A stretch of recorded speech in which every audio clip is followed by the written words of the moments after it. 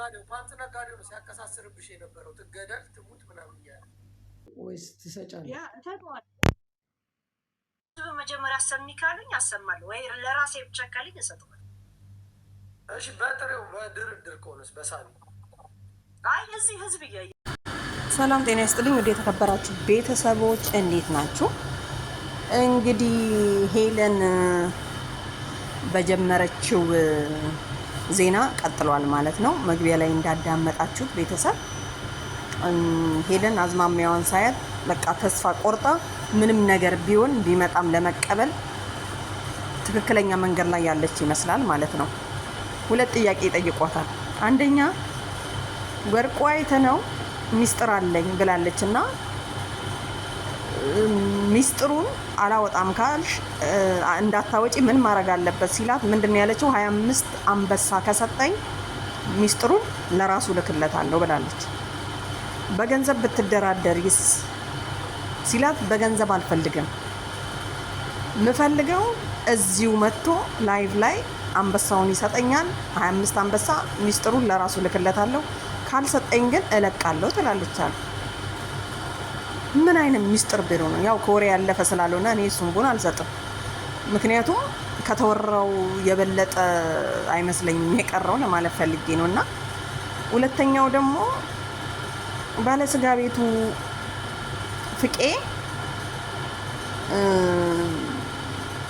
ትገደል ብሎሻል ሲላት ምንድን ነው ያለችው መሰላችሁ?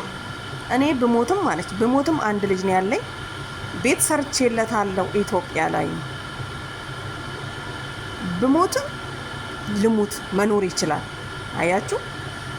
ስለዚህ ለሚመጣው ነገር ሁሉ መቀበል እችላለሁኝ እና ሁሉንም እያወጣው ዘረዝራለሁ ነው የምትለው። እንግዲህ እኔ ግን እንደኔ ከሆነ አይደለም 25 አንበሳ አንድ አንበሳ ራሱ አልሰጥም እኔ ብሆን። ምክንያቱም ከተወራው የሚበልጥ ነገር የለም የቀረው እኔ ሳስበው። እሷ ግን ይበልጣል። የተደረገው ነገር በጣም ከባድ ነው። ስለዚህ ሳላወራ ሳልናገር ሚስጥር ግን 25 አንበሳ አውረድልኝ ብላለች። እንግዲህ እናንተ ምን ትላላችሁ? ይውረድና ሚስጥሩ ይቅር ወይስ አንበሳው ይቅርና ይቀጥል? እንግዲህ በጣም ብዙዎች ኮመንት ላይ ምንድን ነው የሚሏት መሰላችሁ? አንበሳውን ተቀበይ፣ ካልተቀበለ ልቀቂው፣ ካልተቀበልሽ ልቀቂው። እና ሄለን ሳስባት ምንም ቢመጣ ዝግጁ እንደሆነች፣ ብትሞትም አይቆጫትም፣ ብትኖርም አይቆጫትም። በቃ መኖር ከተባለ ይኖራል። ማድረግ ያለባትን ነገር ዛሬ ማድረግ እንዳለባት ነው እየተናገረች ያለችው እና ይሄ ጥሩ ነው ብዬ አላስብም። ምክንያቱም ይሄ ልጅ እኮ ምንም ብታደርግለት እናት ናት። ገንዘብ ምን ያደርጋል? እሷ ብትሞት ስንት ነገር ይቀርበታል። ይሄ ልጅ እኮ ይሄን ቪዲዮ ሳያይ ቀርቶ አይደለም፣ ግን እሷ ማድረግ ያለባትን አድርጋ እንደምትጽናና ነው እየተናገረች ያለችው። እና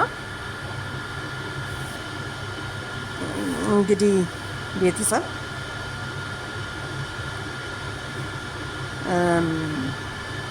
ሳሪ አበሻንም እንግዲህ እግዚአብሔር ያጽናት።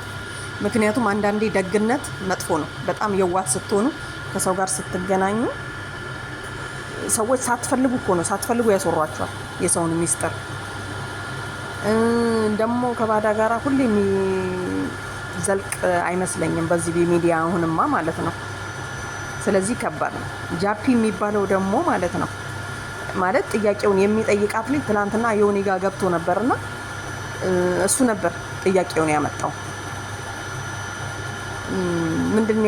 ምንድን ያለው ስለ እርዱም ስለ ሁሉም ነገር ጀርመን ነው የሚኖረው። ከጀርመን ዱባይ መጥቶ ነበርና ፍቄ እንደሌለበት እራሱ ተናግሯል። ምክንያቱም ሰዎች ንጹህ ሲሆኑ ልክ እንደዚህ ናቸው። በቃ አያችሁ፣ እኔ ፍቃዱ ነኝ፣ እኔ ፍቄ ነኝ የስልጤው ስጋ ቤት። ስለዚህ ስለ እኔ የሚወራው ነገር ውሸት ነው። እኔ ከለቀኩኝ በኋላ ነው ስጋው እንደዚህ እየተደረገ ያለው። እንደውም ገንዘቤ እሷ ጋር አስመልሱልኝ፣ ማንንም አልለቃችሁም። እንደውም ያልጠቀሰው ሰው የለም እንደሚለው ከሆነ ማለት ነው። እና ሄለን የምታወራው የሰማችውን ነው። ስለዚህ